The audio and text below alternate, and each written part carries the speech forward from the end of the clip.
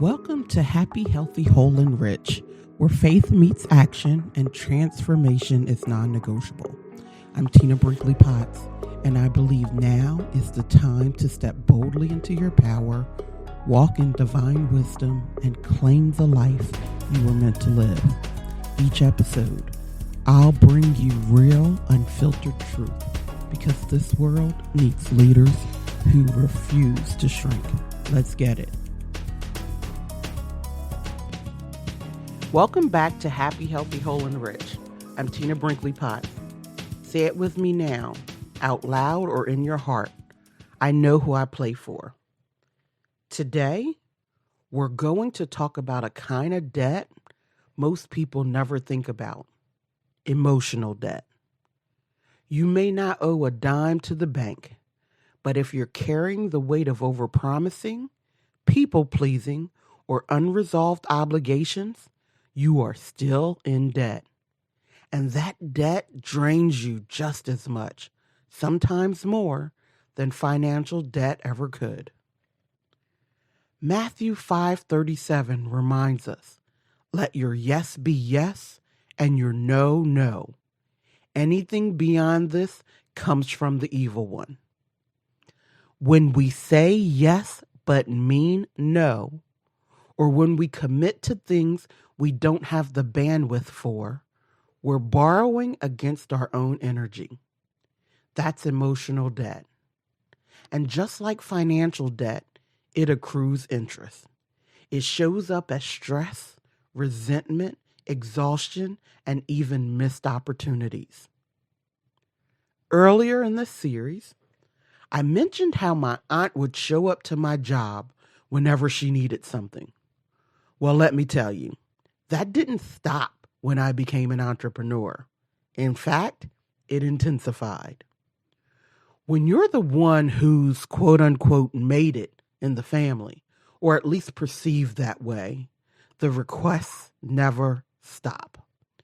Every time there was a bill due, every time something broke, every time someone needed a little extra, I felt like it was my responsibility to step in.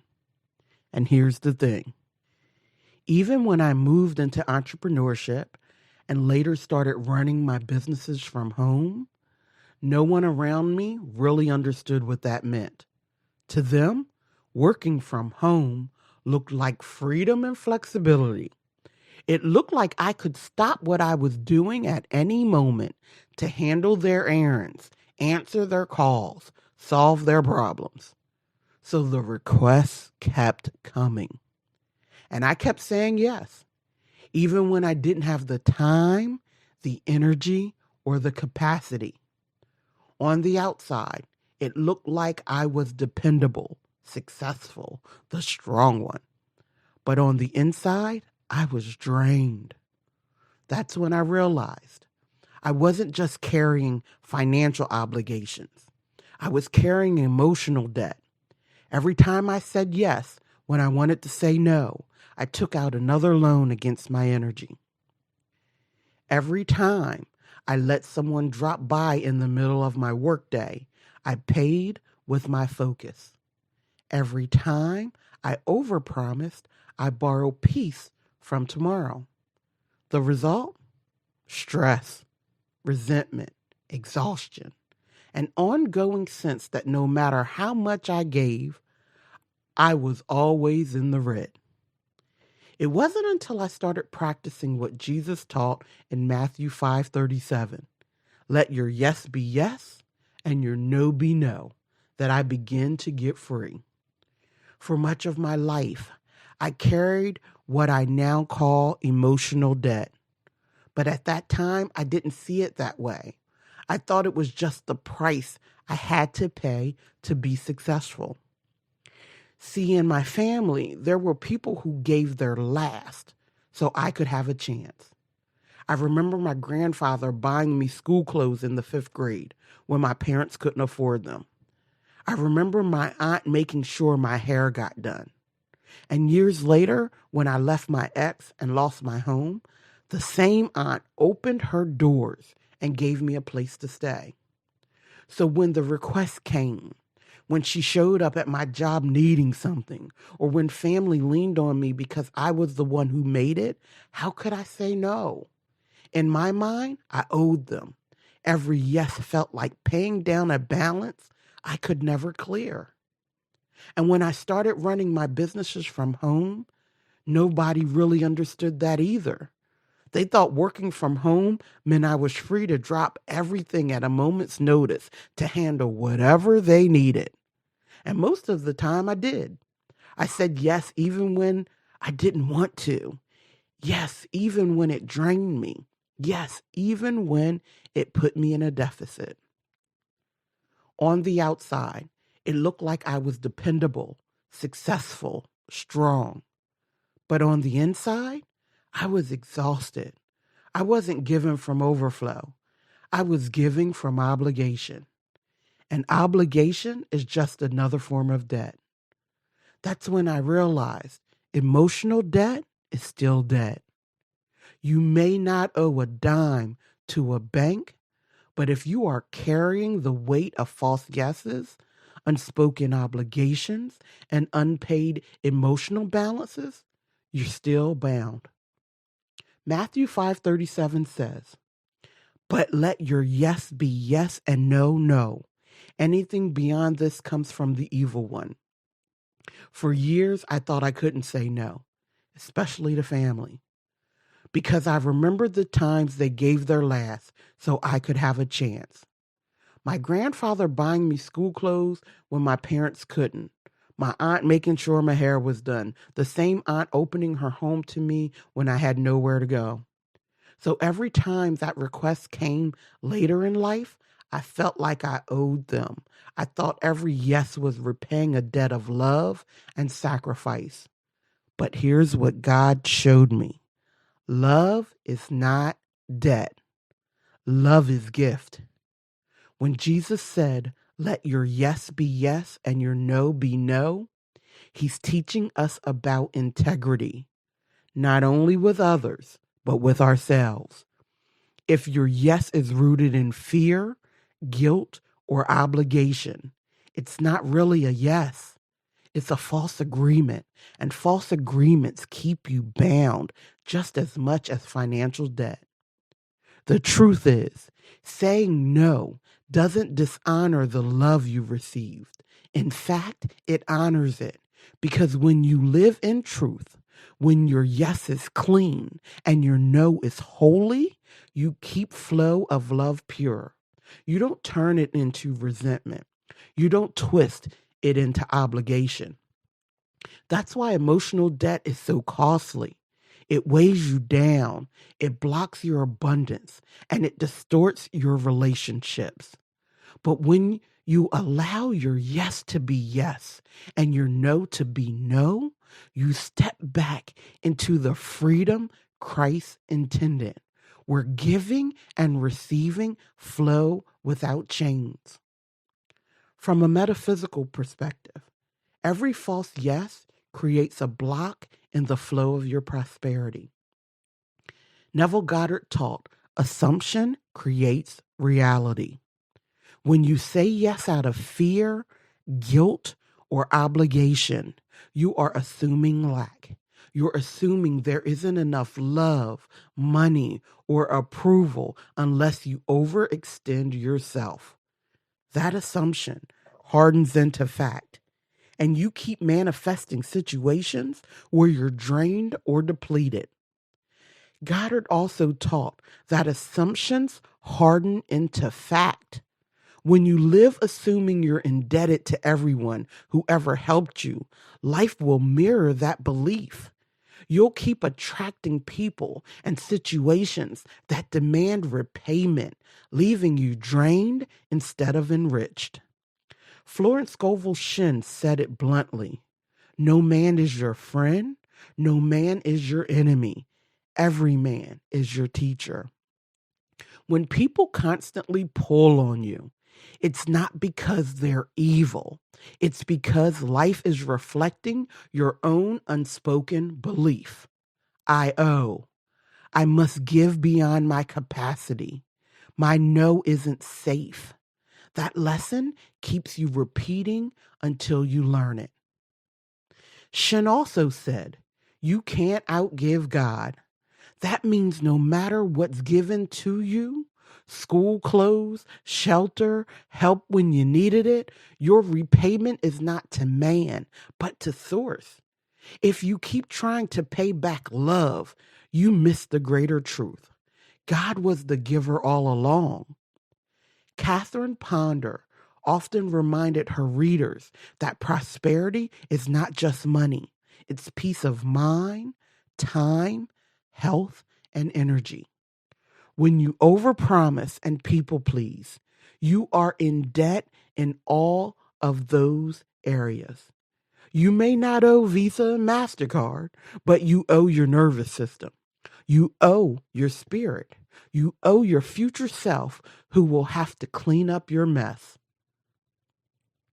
Ponder also reminds us that prosperity is wholeness, peace, energy, freedom, as well as money. So when you're tied up in emotional debt, you might have money but no peace.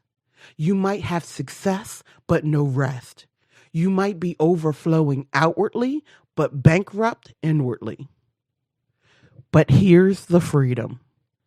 Just like financial debt, emotional debt can be cleared. Every time you align your words with your truth, you pay off a little of that energetic balance. Every time you say a clean yes or a clear no, you step back into integrity. Here's the shift. When you honor love as a gift instead of a debt, you free yourself and others. You let the energy of that gift keep multiplying instead of turning sour in resentment. And from that place of freedom, you naturally align with overflow. Because prosperity doesn't flow through guilt. It flows through truth, through clean yeses and holy no's, through the willingness to see love as grace, not something you owe forever. When your yes is yes and your no is no, you're telling the universe, I trust the flow of abundance. I don't have to buy love or approval with false promises. I am safe to live in truth, and from that truth, overflow can find me.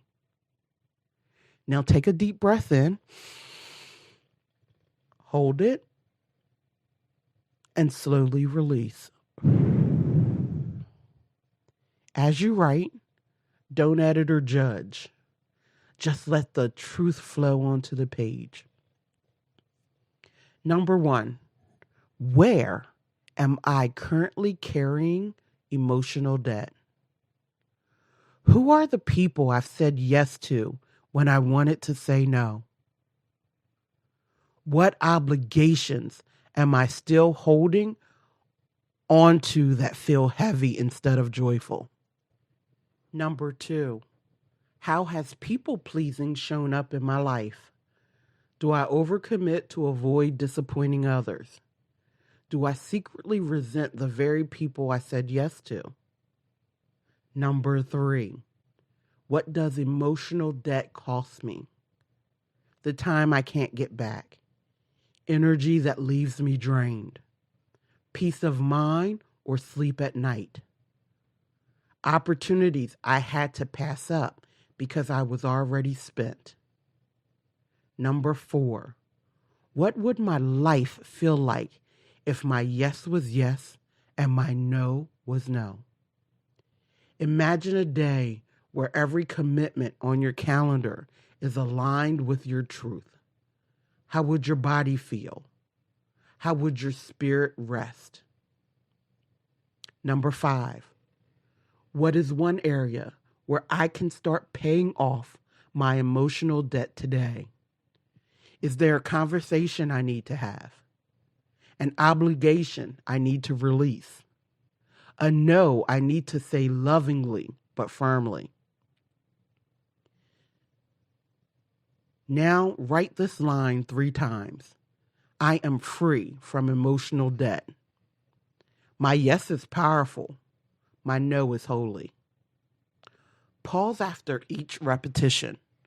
Notice what shifts in your body as you declare it.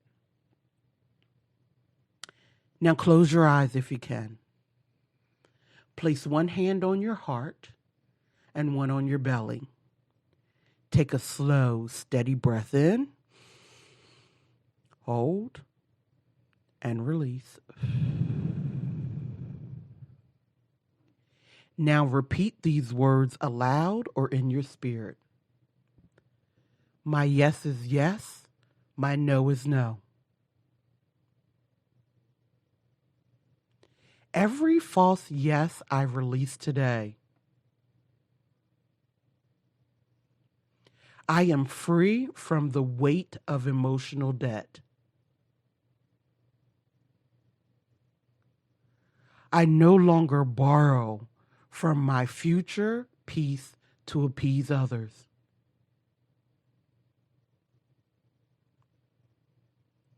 I give from overflow, never from depletion. My truth is safe. My boundaries are holy. I live debt-free, spiritually, emotionally, and financially. Take another deep breath and let those words anchor inside you. Now, I want you to imagine yourself sitting at a desk. In front of you is a ledger book, but if instead of numbers, each line holds a false yes, a broken boundary, or an obligation you never wanted to carry. These pages are full and heavy. Every line is a weight on your spirit. Now see Source standing beside you, radiating light. With infinite love, Source places a hand on the book, and suddenly the ink begins to fade. One by one, the false yeses, the old obligations, the resentments, all dissolve into light. The pages turn clean and blank. The ledger is clear. You whisper, I am free. My yes is powerful. My no is holy. I owe nothing but love. Feel the lightness in your body. Feel your shoulders drop. Feel the new energy rushing in where the old debt used to be. Now take a deep breath in. Exhale fully. And when you're ready, slowly open your eyes, carrying this freedom with you. Take one more deep breath in with me. In through the nose. Hold it. And release. Today, we cleared something most people never talk about: emotional debt. You may not owe a bank or a creditor, but if you've been carrying false yeses, broken promises, or the weight of people pleasing, you've been paying with your peace. And that cost is too high. But you don't have to live in debt, financially or emotionally. You can live in truth. You can let your yes be yes and your no be no. You can give from overflow, not depletion. And when you do, you step back into alignment with Source, where prosperity flows freely. Thank you for spending this time with me on Happy, Healthy, Whole, and Rich. I'm Tina Brinkley Potts, and I leave you with this. I know who I play for. And if you're ready to practice clearing debt, emotional and financial, and embodying prosperity in every area of your life, come join us at happyhealthywholerich.com. It's where we go deeper into these practices together in community. Until the next time, stay happy, stay healthy, stay whole, and stay rich in every way that truly matters. If this message spoke to you, don't keep it to yourself. Share it, live it, and let's grow together. Head over to happyhealthyWholeRich.com for more powerful teachings and join the movement. Remember, your breakthrough is waiting. You have to show up. Until the next time, stay happy, healthy, whole, and rich.